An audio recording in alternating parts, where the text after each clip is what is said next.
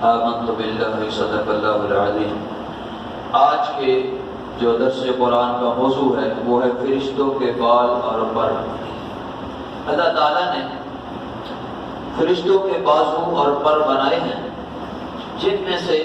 جن سے وہ فضائے آسمانی میں اڑ کر کائنات عالم میں فرامین ربانی کی تعمیل کرتے ہیں۔ کسی فرشتے کو اللہ تعالیٰ نے 2 بازو پر عطا فرمائے ہیں، کسی فرشتے کو 3 پر عطا فرمائے ہیں اور کسی کو 4۔ علامہ زمخشری کا بیان ہے کہ میں نے بعض کتابوں میں پڑھا ہے فرشتوں کی ایک قسم ایسی بھی ہے کہ جن کو خلاق عالم نے 6 بازو اور پر عطا فرمائے ہیں۔ اب جس کو 6 بازو پر عطا فرمائے ہیں تو فرمایا 2 بازوؤں سے تو وہ اپنے بدن کو چھپائے رکھتے ہیں اور 2 بازوؤں سے وہ اڑتے ہیں ہوا میں، اور 2 بازو ان کے چہرے پر ہیں جن سے وہ خدا سے حیا کرتے ہوئے اپنے چہروں کو چھپائے رکھتے ہیں۔ حدیث شریف میں ہے کہ رسول اکرم صلی اللہ علیہ وسلم نے بیان فرمایا کہ میں نے سدرۃ المنتہا کے پاس جبرائیل امین علیہ السلام کو دیکھا کہ ان کے 600 بازو تھے، اور یہ بھی ایک روایت میں ہے کہ حضور علیہ السلام نے حضرت جبرائیل علیہ السلام سے کہا کہ آپ اپنی اصلی صورت مجھے دکھا دیجیے۔ انہوں نے جواب دیا کہ آپ اس کی تاب نہ لا سکیں گے۔ آپ صلی اللہ علیہ وسلم نے فرمایا مجھے اس کی خواہش بلکہ تمنا ہے۔ حضرت جبرائیل علیہ السلام ایک مرتبہ اپنی اصلی صورت میں وحی لے کر آپ علیہ السلام کی بارگاہ میں حاضر ہوئے تو ان کو دیکھتے ہی آپ علیہ السلام پر غشی طاری ہو گئی۔ جبرائیل علیہ السلام نے اپنے بدن سے ٹیک لگا کر حضور علیہ السلام کو سنبھالے رکھا اور اپنا ایک ہاتھ حضور علیہ السلام کے سینے پر اور ایک ہاتھ دونوں شانوں کے درمیان رکھ دیا۔ جب آپ کو افاقہ ہوا تو حضرت جبرائیل علیہ السلام نے عرض کیا یا رسول اللہ صلی اللہ علیہ وسلم، اگر آپ حضرت اسرافیل علیہ السلام کو دیکھ لیتے تو آپ کا کیا حال ہوتا؟ ان کو تو اللہ تعالیٰ نے 12,000 بازو عطا فرمائے ہیں، ان کا ایک بازو مشرق میں ہے اور دوسرا بازو مغرب میں ہے، اور وہ عرش الہی کو اپنے کندھوں پر اٹھائے ہوئے ہیں۔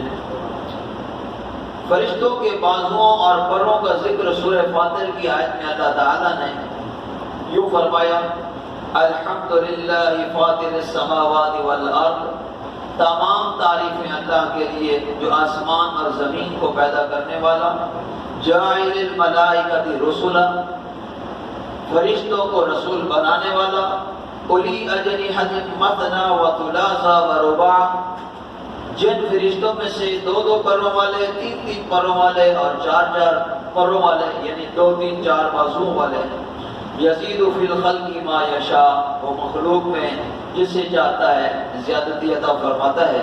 ان اللہ علی کل شیء قدیر، بے شک اللہ تعالی ہر شے پر قادر ہے۔ فرشتے کے وجود پر ایمان لانا یاد رکھیے ضروریات دین میں سے ہے، یعنی فرشتوں کا وجود ہے یہ ضروریات دین میں سے ہے۔ اگر کوئی فرشتے کے وجود کا انکار کرے دائرہ اسلام سے خارج ہو جائے گا۔ اسی طرح بعض لوگ نیکی کی قوت کا نام فرشتہ قرار دیتے ہیں کہ نیکی کی قوت فرشتہ اس کو کہتے ہیں، حالانکہ یہ درست نہیں ہے۔ اگر کوئی ایسا نظریہ بھی رکھتا ہے تو وہ بھی دائرہ اسلام سے خارج ہو جائے گا۔ ان کے وجود پر ایمان لانا بھی ضروری ہے۔ فرشتوں کے بازو اور پر بھی ہیں، کسی کے 2 کسی کے 3 کسی کے 4 کسی کے اس سے بھی زیادہ ہیں۔ اب رہا یہ سوال کہ فرشتوں کے اتنے زیادہ پر کیوں اور کس طرح ہیں، تو قرآن نے اس کا شافی اور مستقل جواب دے دیا کہ اللہ تعالیٰ کی قدرت کی کوئی حد نہیں، وہ ہر چیز پر قادر ہے، لہٰذا وہ سب کچھ کر سکتا ہے۔ فرشتوں کو بال و پر بھی عطا فرما سکتا ہے اور بلا شبہ عطا فرمائے بھی ہیں، لہذا اس سلسلے میں بحث و مباحثہ اور سوال و جواب یہ سب گمراہی کے دروازے ہیں۔ ایمان کی خیریت اسی میں ہے کہ بغیر چون و چرا کے اس پر ایمان لائیں اور کیوں اور کیسے کے علم کو اللہ عالم کہہ کر خدا کے سپرد کر دیں۔ صلو علی الحبیب صلی اللہ تعالی علی محمد صلی اللہ علیہ وسلم، صلاۃ و سلام علیک یا سیدی یا رسول اللہ۔ فرشتوں کی ڈیوٹیاں مقرر ہیں، بعض ہیں جیسے بارش برسانے پر، بعض ہیں کھانا تقسیم کرنے پر مامور ہیں، بعض ہیں جو ماں کے پیٹ کے اندر بچے کی صورت بنانے پر، اس کی تقدیر لکھنے کے اوپر. اب بادل جیسے آتے ہیں تو ہم آواز سنتے ہیں، بادلوں کی گرج سنتے ہیں. تو اس کے بارے میں لکھا ہے کہ اس پر فرشتہ مقرر ہے. رب تعالیٰ جہاں برسنے کا حکم دیتا ہے فرشتہ ان بادلوں کو وہاں لے کر جاتا ہے. اور اس میں جب کڑک کی آواز پیدا ہوتی ہے، یہ گرجتے ہیں، تو یہ فرشتہ کوڑا مارتا ہے اس کو. بادل کو فرشتہ جب کوڑا مارتا ہے تو اس کے اندر گرج پیدا ہوتی ہے، بجلی کڑک کی آواز آتی ہے. تو یہ فرشتے کی ڈیوٹی ہے جو اس کو لے کر جہاں پر رب تعالیٰ کا حکم ہوتا ہے وہاں پر بارش برساتا ہے. اور جہاں اللہ تعالیٰ چاہتا ہے تو یہ ویسے سفر کرتے رہتے ہیں بادل فضا میں. اللہ تبارک و تعالیٰ ہم سب کو قرآن و سنت کی تعلیمات کے مطابق زندگی بسر کرنے کی سعادت عطا فرمائے.